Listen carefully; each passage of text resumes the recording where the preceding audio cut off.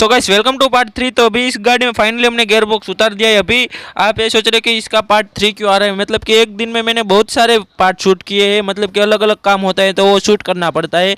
तो ये गाइस एक ही दिन का काम है तो हमने एक दिन में ही किया है। तो अभी आप देखिए पूरा पूरा का गेयर बॉक्स उतार दिया है।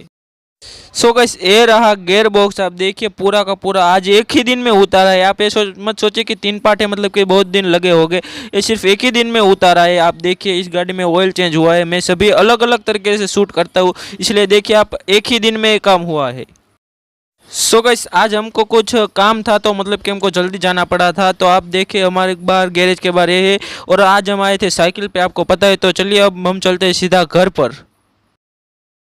सो गाइस फाइनली हम पहुंच चुके हैं घर पर। ये देखिए मैं साइकिल कहाँ पर पार्किंग करता हूँ, मैं आपको दिखाता हूँ। यहाँ पर मैं साइकिल पार्किंग करता हूँ। तो ये छोटी सी जगह है लेकिन यहाँ पर हो जाती है, साइकिल भी पार्क और गाड़ी भी पार्क हो जाती है। तो मैं मिलता हूँ आपको